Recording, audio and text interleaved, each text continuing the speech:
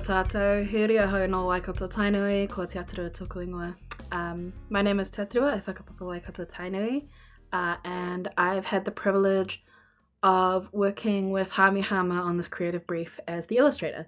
So Hami's the brains, I've been the brawn, and I've learned so much during this process, and it's really helped me understand the purpose of the FASD guidelines that we were producing with the incredible team. And I just hope that I can share those learnings with you as we go over these slides together. So here's what it looks like. I know it might look like quite a lot at first, but we'll break it down together, don't you worry. And I'll be going over each element behind the concept to really help you understand the lifeblood and the intent of these guidelines. This is going to be an opportunity for you to switch off the left brain and turn on the right brain for a little bit. It's really more of a creative exercise, but I hope that if you have any pātai, you can check them in the chat, or you can send them through to me. So we'll be going over the eye itself and what that symbolises, the reflection in the eye, or the ata, the origins, oroko hangahanga, the eyebrow, te kape, and the whole process of whakakotahitanga, which is bringing it all together at the end and hopefully helping you make sense of all of these elements working cohesively. So we're going to begin with the most obvious part of the creative brief, which is te pū kanohi, or the eye. And the eye began as a prototype on a piece of paper, I'm assuming in one of Hami's notebooks, and he had put these beautiful, beautiful layers into a lovely diagram that kind of looked like this. It was almost like a diamond, and he had said to me when he'd first sent it to me that he felt like it was an eye, and that every time he looked at the diagram, he was looking into the eye of the individual who was at the heart of the FAS diagnosis experience. And I thought that that was such a beautiful metaphor and such an apt description of what we wanted the mauri, or the heart of the guidelines, to represent. And so we took that concept and we ran with it. So a really interesting thing about the eye in Te Ao Māori is that it's considered to be the first thing to develop in utero, so in mama's hapu. And there are heaps of pūrākau that speak to the importance of the eye and its symbolism in cosmology and stories. And for us, this was the starting point of our creative brief. So you can see that the eye itself isn't actually symmetrical. Instead, it sort of contours to an organic shape. It tapers off at the edges, it's got a few wobbly lines, and it's not that perfect diamond that we had envisioned when we did our prototype. And the reason for that is we wanted to show that each eye is going to be unique for each person experiencing the FAS diagnosis process. So it actually conforms not to this preconceived notion of how we would symbolize as easy as possible an eye. You know, if we could make the easiest eye, it would just be for straight lines, but instead it follows the shape of the face of the person who is experiencing this process. And that's really important because it helps push back against that expectation, that systemic inequity that are experienced by whanau who have needs that are completely diverse and require a whole of community approach and aren't just cookie cutter, one, copy and paste, one size fits all. And so that's what we really, really wanted to capture in having the eyes, that it was focusing on the person who is at the heart of the FAS diagnosis. So we've looked at the eye, and we're going to delve in a little bit deeper into the reflection. So you can see here on the left that it's actually a close-up of the pupil here, it's actually been turned on its side, and in the center of all of these colors is this big black pupil with the reflection of two people coming together in the act of a hariru. Now, a hariru is a sharing of breath or a sharing of mauri, and it's a really, really important symbol of an intentional act of connection. And we can see that these two symbols, one of them will represent the individual's whanau or family, and then the other one represents the role of whoever is undertaking that diagnosis at the time. And that might be a nurse, it might be one person, it might be a team of clinicians and carers. But the two symbols coming together are that of the whanau and the clinicians. Now, outside of that, we've got this beautiful little cloud, and that is the white layer. So that symbolizes mana, which is also known as like spiritual power, authority, a sense of agency. And then after that, we've got green, which is mauri or life force in essence. And then above the green, we've got blue, which is depicting mātauranga or knowledge.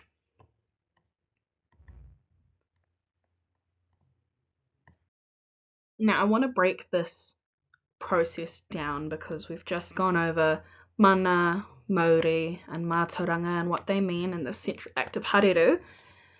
But I want to explain why it ripples outwards from the center. And the reason for that is because it's actually a process. And so we see that this act of hariru is what enables the flow of mana, and then from that mana transforming into mauri, and that mauri transforming into mātauranga. So in essence, we're showing that when the clinicians and the whanau work together, they're enabling the person with FAS to exercise their agency, that's the mana, which allows them to nourish their life force, and that's the mauri, and then from that gain learning and experience, and that helps inform all of the rest of the processes. So we're seeing that it actually flows outwardly and in both directions, so both for the whanau and for the clinicians. And it should be a ongoing learning process of transformation for both people involved. And it comes from that central act of intentionally working together and sharing that hariru. So oroko hangahanga or origins will be different depending on what your positionality and your beliefs are. But for us, we felt that the rolling green hills and the blue sky and the white made us think about Papatuanuku and Ranginui. So if you're not aware of the Maori cosmology, we're Papatuanuku e Takotone, which is the Earth Mother below, and Ranginui e Toihone, which is the Sky Father above. When they were able to make space between them, the world was illuminated for the first time with beautiful bright white light, and that is where everything alive comes from in Maori cosmology. And so we've illustrated the spaces between as clouds, and we like to consider that as life imitates art, it's really common for our everyday experiences to be following that of our cosmological origins, and for us that space in between was catalyzed by that central act of hariru. So we can see that, you know, the first ever time somebody came together for a hariru was probably Papa and Rangi, and it was from them being able to produce this beautiful space in between them that all life was able to flourish. So if we take a step back, we can see te kape, or the eyebrow, and the eyebrow in our illustration serves as a metaphor for the cyclical nature of life. Now, if you take a look at the tip of the eyebrow, you'll see that there is a little kohungahunga in our symbology, or a fetus, and that it develops all the way up to a kaumatua in the middle here, and then it comes back down until it's a kohungahunga again, or a fetus. And we wanted that to signify the timeless flow of existence in all directions, but also to showcase that this disorder traverses the entire lifespan of those who are diagnosed, and therefore, so too does their care, right? Another really interesting function of the eyebrow is that it protects the eye from falling debris and sweat. And we can also use it to communicate our emotions and thoughts. So you've got these surrounding themes and concepts of protection and expression throughout the entirety of their lives.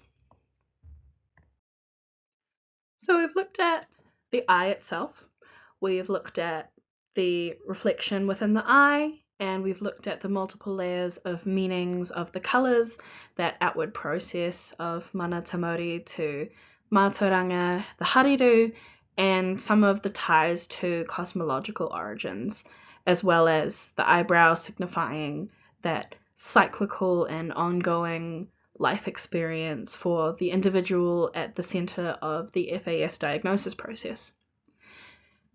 And what brings all of that together is this concept of kotahitanga, or unity. And kotahitanga is affirming the expectation that the experience of the individual is harmonious. So it's bringing everything together in order that paiora, or well-being, can be achieved. Now, you'll notice that the name of the guidelines isn't kotahitanga, but whakakotahitanga. And that prefix, that whaka, is a really, really crucial part of that kapu. And the reason that we didn't call it kotahitanga is because it's actually not a one and done. Kotahitanga is a state, right? Everything's together. Whakakotahitanga means to become, to make something in a state of oneness. And so it's actually describing not an output, but a process. And that process is of collaboratively bringing yourselves together. And it is both the gravitational force that pulls all of these ideas onto the page, and it is also the description that we use to show all of these layers together. It's the dynamic itself as well as the gravity, that forcing factor. I'd like to think of it almost like the gravity that pulls our atmosphere, orangi, into layers that envelop the earth, or papa.